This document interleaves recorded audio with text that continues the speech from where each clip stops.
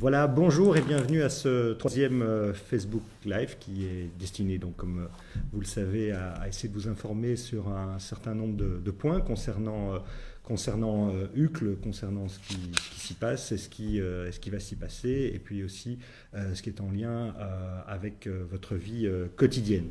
Alors, tout d'abord, je voudrais commencer par des remerciements. Vous remercier par rapport à la période très compliquée qu'on a vécue et qu'on continue à vivre aussi malgré tout.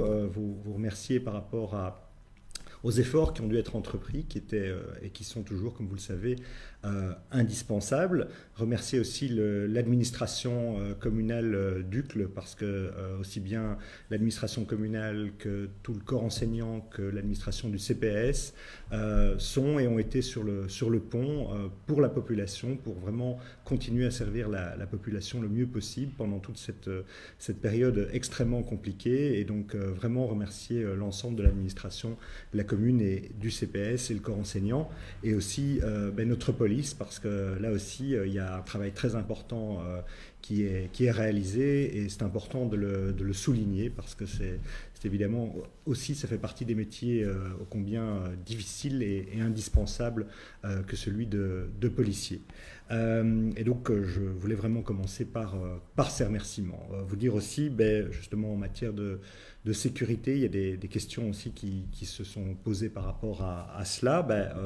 On a effectivement enregistré la période la plus basse en matière de taux de criminalité sur la commune, ce qui, évidemment, comme vous pouvez l'imaginer, s'explique notamment par le confinement. Et on a aussi, avec la police, fait en sorte d'être très vigilant dans cet aspect du post-confinement, où par définition, beaucoup de gens sont moins chez eux que pendant le confinement, et puis que, qui plus est, beaucoup de gens sont masqués, ce qui rend évidemment la tâche plus compliquée pour nos forces de police. Et j'appelle aussi à chacune et chacun à être très vigilant, parce que évidemment dans cette période post-Covid, vous avez une série de malfrats qui peuvent aussi évidemment tenter, si je puis dire, de se refaire, pour dire les choses clairement. Et donc là aussi, on vous appelle vraiment à la vigilance par rapport à toutes les règles en matière de prévention au niveau du cambriolage. Et puis vous rappelez aussi évidemment que la police demeure très très présente sur le terrain, notamment par rapport à ces aspects-là. Alors il y a des questions qui m'ont été posées sur ce Facebook Live en tant que tel, certains trouvant que c'était trop long, d'autres trouvant que c'était trop court.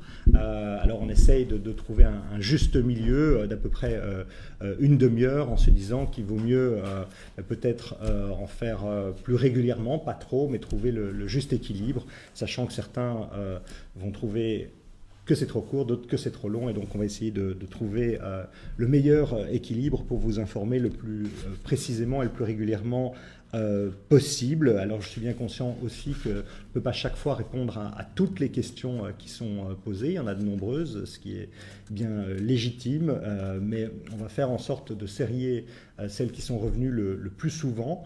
On va à un moment donné aussi consacrer un chapitre important dans un prochain Facebook Live à l'avenir d'Uccle Centre, parce que je sais qu'il y a beaucoup de questions qui se posent par rapport à l'avenir d'Uccle Centre, la maison communale, le parvis Saint-Pierre, les travaux de la chaussée d'Elsenberg.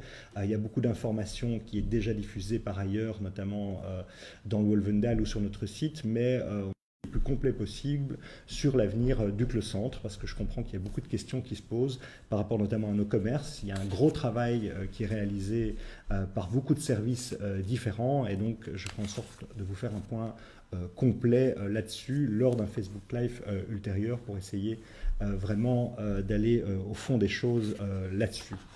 Alors, j'ai une question qui est revenue souvent, et ici une question de Anne qui nous parle des problèmes de mobilité qu'on rencontre, et des questions évidemment concernant le bois de la Cambre, des questions concernant les travaux qui sont, on est bien d'accord, toujours trop importants en région bruxelloise de manière générale. Alors plusieurs éléments. D'abord, au niveau des gros chantiers de cet été, il y a celui de l'avenue Bruckmann que vous aurez probablement constaté.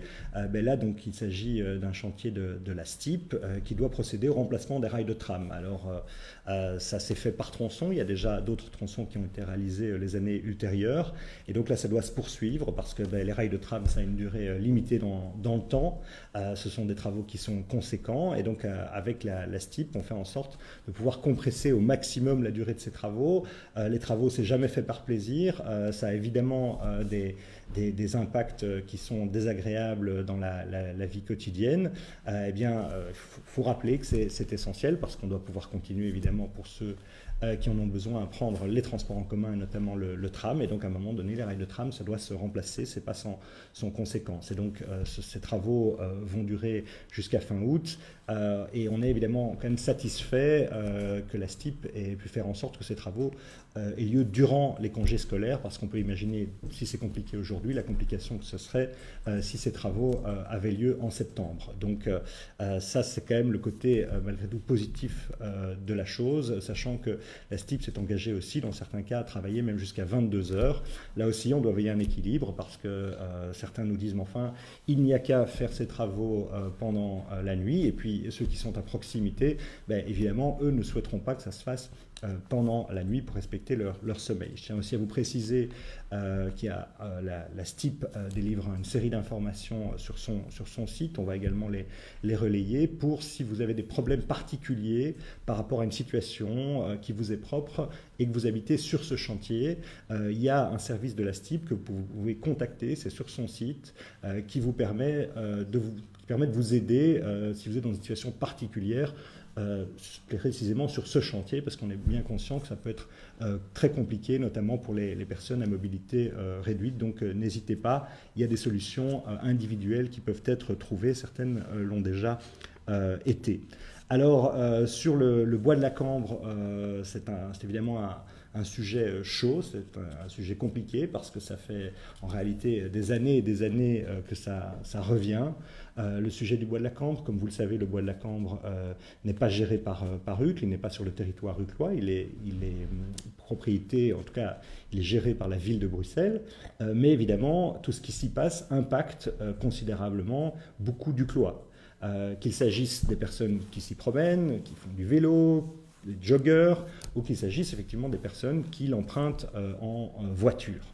Alors là, il faut être très clair, il ne faut pas se dire qu'il y aurait d'un côté ceux qui ont tout compris en se disant il faut fermer complètement ce bois, ça n'aurait pas de sens, ou ceux qui auraient tout compris en se disant eh bien il faut, comme avant, que la situation n'évolue absolument pas et qu'on n'y touche pas. Non, à nouveau, il y a une série d'uclois qui souhaiteraient que ce bois soit moins ouvert aux véhicules et d'autres qui souhaiteraient que ce soit plus ouvert aux véhicules.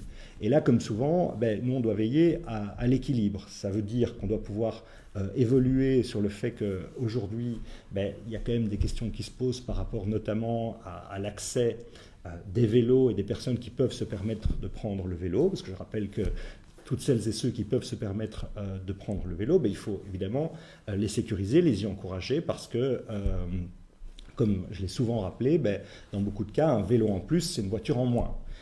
Et puis, il y a toutes les personnes qui n'ont pas d'autre choix que d'utiliser leur voiture. Et ces personnes-là, elles ne doivent pas non plus être stigmatisées, pas plus que les cyclistes. Donc c'est pour cela qu'on travaille à une solution qui soit à la fois pérenne et qui soit la plus équilibrée possible. Ce ne sera pas du 100%, il n'y aura jamais l'unanimité, mais l'erreur, ce serait de se dire qu'il faut opposer les uns aux autres, parce que ça ne fonctionne pas et ça ne fonctionnera jamais. Et donc c'est pour cela qu'on a pris contact, comme vous le savez probablement aussi, avec la ville de Bruxelles, d'abord pour demander à ce que UCL soit entendu dans la discussion, parce que précisément, UCL est très impacté. Alors vous l'aurez peut-être appris, on a pu faire en sorte qu'il y ait à nouveau une ouverture à la circulation automobile au niveau de l'avenue de Frey, au niveau de l'avenue Churchill et de l'avenue Louise. C'était important parce que évidemment il y avait conséquences en termes d'environnement qui étaient très néfastes pour la chaussée de Waterloo, qui était beaucoup plus polluée parce qu'il y avait une concentration de véhicules et de gros problèmes de mobilité. Pour autant, bien entendu, l'idée, ce n'est pas de s'arrêter là. c'est de poursuivre sans dogmatisme, en discussion avec la ville de Bruxelles, pour faire en sorte de trouver un équilibre. C'est dans ce sens aussi que lors du dernier conseil communal de jeudi dernier, eh bien, le conseil communal tout entier s'est prononcé à l'unanimité, toutes les familles politiques confondues, sur un texte que vous retrouverez d'ailleurs sur Facebook, qui est consultable sur Internet, sur un texte qui fixe les balises par rapport à ce qu'on souhaiterait aborder avec la ville de Bruxelles. Ça veut dire effectivement des aménagements plus corrects par rapport certainement à la mobilité douce, mais c'est aussi le fait de pouvoir discuter de l'ouverture via la Drève de Lorraine au niveau de ce qu'on appelle l'avenue du Brésil, où à minima il faudrait quand même là pouvoir créer une ouverture, parce qu'on voit bien qu'aujourd'hui le sud d'Uccle est complètement bloqué, est complètement asphyxié, et que là c'est pas non plus le bon schéma.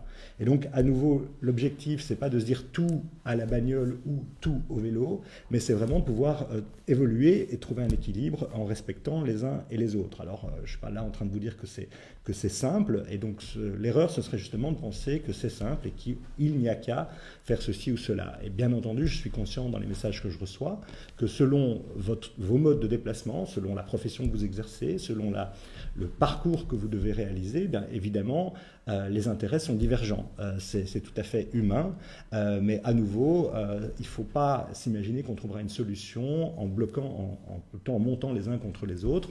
C'est pour ça que le Conseil communal, je vous le disais à l'unanimité, s'est prononcé en faveur d'un texte qui dit voilà, il faut en effet renforcer les aspects de mobilité douce par rapport à cet espace vert qui est exceptionnel, qui peut probablement aussi encore évoluer par rapport à son apaisement, mais il faut aussi tenir compte des personnes qui doivent utiliser leur voiture. Et donc, on a encore une réunion, on en aura probablement plusieurs. Ici, on en a une dès la semaine prochaine avec la ville de Bruxelles pour essayer d'avancer, pour essayer notamment de faire en sorte qu'on puisse trouver une solution qui soit pérenne. Et donc, on vous reviendra avec des informations à ce sujet, et notamment par rapport à l'ouverture qui serait vraiment utile au niveau de la Drève de Lorraine, où là, il y a certainement des avancées à apporter. On le voit bien tous les jours par rapport à la situation qui aujourd'hui est loin d'être satisfaisante et finalement ne l'est pour personne. Mais donc, bien entendu, le bois de la Cambre, c'est un sujet sur lequel on va revenir. Alors, il y a une question ici d'Anton, une remarque sur les terrasses, les extensions de terrasses, qui remercie la commune pour les extensions de terrasses qui vient à la fois en soutien à l'ORECA, mais aussi qui permet, pour celles et ceux qui peuvent se le permettre et qui le souhaitent, plus de convivialité dans notre commune. Vous savez qu'on est une commune qui a beaucoup d'atouts, mais on ne peut pas dire qu'on soit très très riche en matière de terrasses. C'est pour cela d'ailleurs qu'on a travaillé sur ces extensions, mais c'est pour ça aussi qu'on a différents projets pour faire en sorte que dans différents lieux de la commune, on puisse avoir plus d'espace de terrasse. Ça fait partie aussi, parmi d'autres éléments évidemment, de la qualité de vie d'une commune. Et donc, au niveau des extensions de terrasses, là, il y en a plus d'une vingtaine qui ont été réalisées, évidemment en collaboration avec les différents services, qu'il s'agisse de la mobilité, qu'il s'agisse de la police, qu'il s'agisse du commerce, et qui donne aujourd'hui un résultat qui est assez satisfaisant, même si évidemment le succès dépend de la météo. Mais il y a une réalité, c'est que ces terrasses, elles sont des extensions qui sont provisoires le temps des beaux jours. Alors il y a un règlement qui, dans le cadre de sa légalité, indique la date du 31 décembre, parce qu'on m'a posé cette question, ce qui est bien légitime. On m'a dit, mais enfin, c'est jusqu'au 31 décembre, ça n'a pas de sens. On va pas s'installer au mois de novembre sur une terrasse, et ça bloque des places de stationnement. À nouveau, l'équilibre des choses, la réalité, c'est que le 31 décembre, c'est un aspect légal de règlement, mais bien entendu, je dis, l'objectif, c'est pas de bloquer des places de stationnement de manière inutile et sans raison, par exemple au mois de novembre, lorsqu'il n'y a plus personne sur les terrasses. Donc c'est quelque chose qu'on va suivre. J'ajoute aussi que par rapport aux demandes nouvelles, j'en ai une ici qui nous vient de Marco, c'est un service qui est entièrement gratuit, d'autant que Uccle est une des seules communes en région bruxelloise qui n'a jamais taxé les terrasses ORECA. Alors ici j'ai une question de Julie sur les stages, qui lui demande comment vont être organisés les stages cet été, est-ce qu'il y aura des stages. La réalité c'est oui, il y a toute une série de stages qui sont organisés. À nouveau, vous avez l'information que vous retrouvez sur notre site ucle.be. On tient compte, bien entendu, des mesures de distanciation sociale, mais vous allez trouver, en effet, toute une série d'activités pour vos enfants en matière de stage. Alors, ici, un peu dans le même cadre concernant les enfants, j'ai une question d'Edouard qui m'indique qu'il est difficile de maintenir la distance sociale au niveau des plaines de jeu. Avez-vous prévu quelque chose pour pallier à ce souci? Alors, bon, bien entendu, il y a le fait que chacun doit faire attention à ses enfants, mais enfin c'est compliqué effectivement pour les enfants de toujours intégrer tous ces aspects parfois très pénibles de distanciation sociale. C'est pour cela qu'on a réalisé une cartographie des aires de jeu, comme on l'avait réalisé pour nos espaces verts, de manière à ce que tout le monde ne se retrouve pas dans les mêmes aires de jeu. Il y a quand même beaucoup d'aires de jeu à Uccle, et donc là aussi ça vous permettra parfois de découvrir une aire de jeu qui est située près de chez vous et que vous ne connaissiez peut-être pas avant. Et donc là, cette cartographie va vous aider justement à pouvoir vous déployer. Et on planche aussi sur l'installation temporaire de mobilier urbain et d'aménagement de jeux aussi dans l'espace public pour que ce soit temporaire et que ça puisse durer au niveau des beaux jours et qu'on puisse justement respecter ces fameuses mesures de distanciation sociale. Alors j'ai une question d'Edmond par rapport aux zones 20. Les zones 20, vous aviez annoncé qu'elles seraient temporaires dans le cadre eh bien, des mesures Covid. Eh bien oui, je vous confirme en effet qu'il avait été indiqué qu'elles étaient temporaires et donc comme c'est temporaire, eh bien ça a été supprimé. Donc l'essentiel des zones 20, la décision a été prise donc au collège de ce mardi, conformément à ce qu'on avait annoncé. Et donc les zones 20 vont être supprimées, ça va se confirmer dans les prochains jours. La décision a bien entendu été prise formellement parce que l'objectif, contrairement à certaines idées répandues, ça n'était pas de se lancer dans des aménagements pour profiter du Covid. C'est pas ce qu'on a fait du tout. Ça répondait à une demande de beaucoup de commerçants et puis aussi à une demande au niveau des parents, des établissements scolaires, de faire en sorte qu'à l'approche des commerces, avec les clients puissent s'y rendre sans crainte et qu'il y ait aussi évidemment la possibilité d'accéder à un établissement scolaire sans crainte compte tenu des mesures de distanciation sociale. Donc on supprime effectivement ces zones 20, mais pour autant on va continuer à faire un travail par rapport à certaines zones résidentielles. Je pense à des impasses, je pense à des venelles, à des cul-de-sac, des espaces où les habitants sont demandeurs. Là, eh bien, on planche en effet sur le fait d'avoir certaines zones 20 parce que dans certains quartiers, dans certaines voiries, ça peut parfaitement se justifier et c'est au bénéfice des habitants. Et donc, si vous voulez, les toutes petites artères qui étaient déjà prévues en zone 20 préalablement, elles évidemment, l'idée c'est qu'elles le restent parce qu'elles étaient prévues avant le Covid. Mais on doit à ce niveau-là toujours pouvoir remettre notre ouvrage sur le métier. Il ne s'agit pas de dire qu'on va en mettre partout, il ne s'agit pas de dire non plus qu'on ne doit pas pouvoir l'étudier en concertation avec les habitants lorsque ça peut vraiment contribuer à la qualité de vie d'un quartier.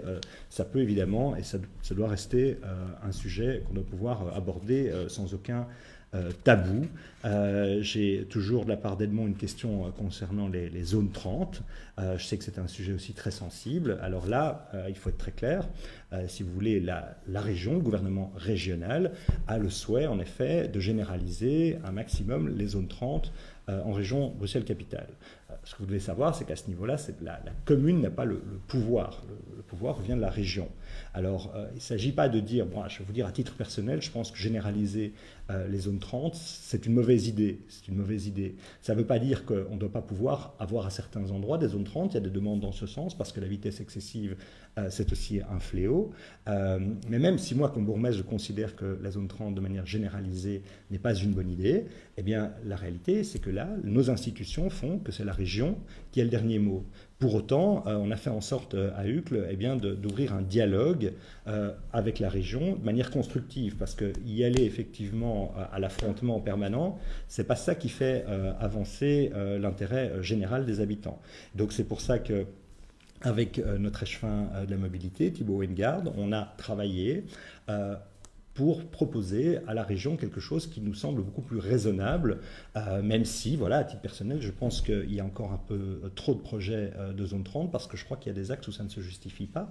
Mais pour autant, l'objectif, c'est quand même d'essayer, et c'est ce qu'on plaide auprès de la région, de maintenir une série d'artères où ça se justifie à 50 km/h et pas en 30. Et je pense notamment à la vitesse commerciale de la STIP. Ça n'aurait pas de sens d'inviter les gens à prendre les transports en commun et en même temps de faire en sorte que ce ne soit pas le plus performant possible par rapport à d'autres moyens de transport. Donc là aussi, il ne faut pas de tabou, il ne faut pas de dogmatisme, et l'objectif, c'est quand même de faire en sorte que la région nous entende par rapport à certaines artères qui nous sembleraient vraiment une mauvaise, très mauvaise idée en zone 30. Et donc là, on reviendra évidemment sur ce sujet que je sais extrêmement délicat. Alors j'ai André qui nous dit qu'il a tenté de joindre la commune plusieurs fois par téléphone pour renouveler sa carte d'identité. De nouveau là, ça n'a pas été simple à mettre en place, mais l'administration avec le collège a fait un travail important pour faire en sorte que malgré toute une série de mesures Covid qui demeurent, parce qu'il y en a encore beaucoup qui demeurent, eh bien qu'on puisse assurer un service à la population qui soit la meilleure qualité possible dans les circonstances. Donc là, à nouveau, vous allez trouver sur le site toute la possibilité de prendre des rendez-vous. Donc il y a la possibilité de prendre un rendez-vous pour vos démarches administratives. Il y a une série de documents que vous pouvez évidemment télécharger via le site, et on va mettre en place un nouveau logiciel de rendez-vous qui sera effectif à partir de ce lundi, parce que on est bien conscient que même si l'administration est vraiment très courageuse et proactive, c'est pas encore tout à fait idéal, et donc là on a un logiciel de prise de rendez-vous qui sera encore plus performant, qui va arriver ce lundi et qui devrait à ce moment-là vous faciliter encore un peu la tâche, en attendant bien entendu la reprise normale des activités en fonction de ce que le CNS permettra. Alors j'ai une question dans la foulée justement d'Henri qui pose la question: pourquoi est-ce que les membres de l'administration communale n'ont-ils pas été mis au chômage? Alors d'abord, il faut rappeler effectivement que les personnes qui se trouvent en chômage technique, eh bien, en effet, perçoivent 70% de leur salaire. Mais dans le cas de l'administration, justement, il ne faut pas se tromper. L'administration, dans les circonstances qu'on a connues, a continué à travailler, à continuer à fonctionner, avec évidemment le télétravail.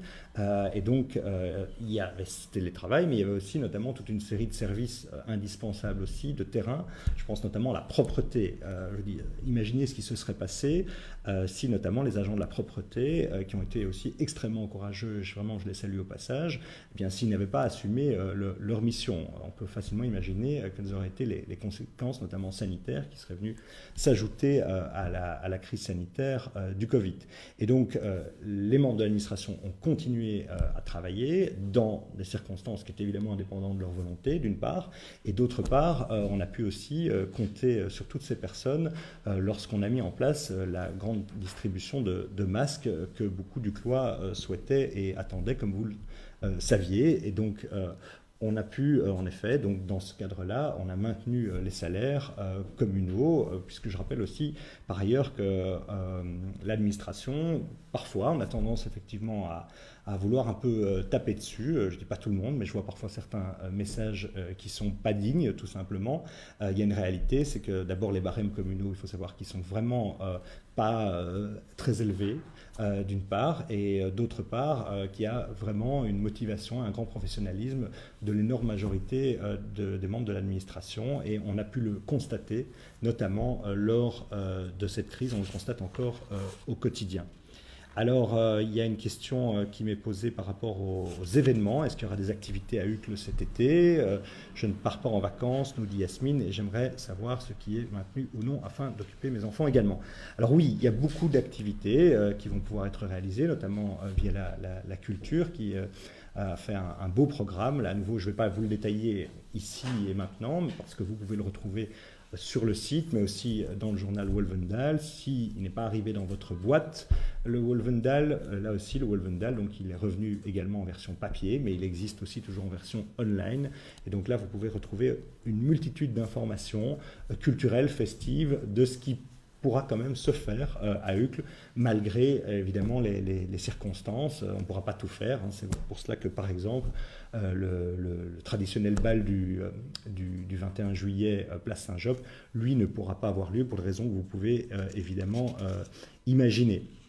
Alors, par ailleurs, j'ai une question donc, dans la foulée sur les brocantes. Alors, la plupart des brocantes, comme vous le savez, ont bien entendu été annulées. Pour autant, il est question, de nouveau, en fonction de l'évolution des instructions du Conseil national de sécurité, eh bien, il est question d'organiser le 30 août la grande brocante du Fort Jacot et en même temps le Vivier-d'Oie. Donc ce serait une très très très grande brocante. Si le CNS le permet, qui sera organisé le 30 août. Et si ce n'est pas le 30 août, ce sera à ce moment-là le 13 septembre. Donc grande brocante, Fort Jacot, Vivier-d'Oie, à nouveau, en ayant évidemment les yeux rivés sur les consignes du Conseil national de sécurité. Donc si le Conseil national de sécurité nous le permet, grande brocante, Vivier-d'Oie, Fort Jacot, le 30 août. Si ce n'est pas possible le 30 août, le 13 septembre, en fonction de ce que nous dira le Conseil national de sécurité. Cette activité, parmi tant d'autres qui auront lieu donc, à Uccle, et ça vous aurez l'occasion de les découvrir dans le Wolvendal et sur le site internet. Alors, on m'a posé une question aussi, je vois ici d'Evelyne, une question sur les masques, la distribution des masques. Donc, comme vous le savez, cette distribution, alors elle est terminée. Normalement, je dis bien, toutes les personnes au-delà de 12 ans ont reçu un masque, les personnes domiciliées à Uccle, bien entendu. Alors, il se peut, bien entendu, que vous n'ayez pas, finalement, pour diverses raisons, pas reçu le masque, ou que le masque ne convienne pas, ça peut arriver. Là aussi, à ce moment-là, vous pouvez téléphoner au 02 348 68 14, 02 348 68 14, sinon vous retrouvez le numéro sur le site de la commune, bien entendu, et vous serez livré par rapport à votre masque, puisque c'est en effet la démarche et l'engagement qu'on a pris, c'était de fournir un masque à toute personne domiciliée à Uccle. Alors, j'ai une question ici concernant une question de Pauline qui me demande, qui me dit il avait été question d'un projet d'ouverture de guinguettes au parc du Wolvendal. Est-ce qu'on pourra en profiter cet été? Alors non, ce ne sera pas cet été, malheureusement, parce que vu la situation que nous connaissons, ça a dû être reporté. Mais pour autant, il y a toute une série d'excellents dossiers de candidature qui ont été déposés. Et le jury, d'ailleurs, se réunit cet après-midi par rapport à toutes ces candidatures et va examiner la meilleure formule. Et donc, ça veut dire que ce projet de guinguette, il est toujours d'actualité dans le parc du Wolvendal. Vous dire aussi un mot par rapport, j'ai une question qui m'est posée aussi de Michel par rapport aux personnes âgées aux fortes chaleurs. Alors, d'une part, il y a un numéro de téléphone que vous pouvez contacter, qui est celui du service social de la commune, 348 68 24, qu'on retrouve aussi sur le site, mais sera communiqué aussi prochainement les aspects d'un plan canicule local, si je puis dire, parce qu'on est bien conscient aussi que c'est un élément important, notamment pour les personnes plus âgées, mais pas uniquement d'ailleurs. Mais donc là aussi, on aura l'occasion de vous revenir. Alors aussi vous dire donc au niveau du conseil communal, ici Sophie qui pose une question par rapport au dernier conseil. Donc le dernier conseil communal a eu lieu jeudi dernier, il a duré à peu près 7 heures, c'était via Zoom et en Facebook Live, vous pouvez d'ailleurs le retrouver. Il y a environ 7 heures de débat, je vous lisais beaucoup de points importants, dont effectivement la motion votée à l'unanimité sur le bois de la Cambre, mais aussi 2 autres motions importantes qui ont été déposées. Une motion qui a été proposée par Bernard Hayet, qui est chef de groupe du Parti socialiste au Conseil communal d'Uccle, donc concernant la crise sanitaire sur la situation des personnes les plus défavorisées. Vous allez également retrouver l'essentiel de cette motion sur le site. Motion importante qui a été votée à l'unanimité, mais aussi une motion Ville-Rose qui a été déposée par Céline Frémaux, et donc par rapport à l'investissement dans la lutte contre le cancer du sein. Donc pendant toute cette période, les conseils communaux ont eu lieu. Ils ont eu lieu évidemment sous une autre forme que la formule habituelle, mais le nombre de conseils communaux qui devaient être tenus l'a bien entendu été. Ça a même été très, très long et parfois très, très riche et très nourri aussi en matière d'échanges et de débats. Il n'y en a pas en juillet-août, il n'y a jamais de conseils communaux en juillet-août, mais bien entendu le collège, lui, continue à se réunir à concurrence de toutes les semaines. Alors, je vais aborder encore un dernier point pour essayer de ne pas être trop long, et donc vous rappeler aussi à nouveau que vous pouvez continuer à envoyer des messages de préférence sur les adresses e-mail que vous retrouvez en fonction du sujet sur le site de la commune. C'est encore une des meilleures formules parce que parfois, certains citoyens ont tendance à taguer dans tous les sens sur Facebook. Là, il faut être honnête avec vous, c'est pas gérable d'être tagué ici et là, même si je peux le comprendre. L'idéal, c'est d'envoyer directement un email si vous avez un problème de quelque ordre que ce soit, qu'il s'agisse à d'un membre du collège, d'une des échevines, d'un des échevins, ou pour ce qui me concerne, bien entendu. Alors, il y a une question importante aussi, je vais terminer là-dessus, concernant qu'on vient de me donner sur la piscine. Alors, je vais... Voilà. Donc, c'est Frédéric qui nous demande quand la piscine rouvrira-t-elle et dans quelles conditions de réservation et d'occupation. Alors, la piscine, c'est aussi un sujet très important parce qu'on sait que, ben voilà, on a un véritable attachement à cette piscine pour les qualités que l'on sait, qu'il s'agisse des sportifs, qu'il s'agisse des familles et autres. Alors, notre volonté avec les chemins des sports, Thibaut Weingard, le président de la piscine, Alexandre Soma, c'est évidemment de pouvoir rouvrir cette piscine. On sait que c'est important, ça fait partie évidemment de nos combats.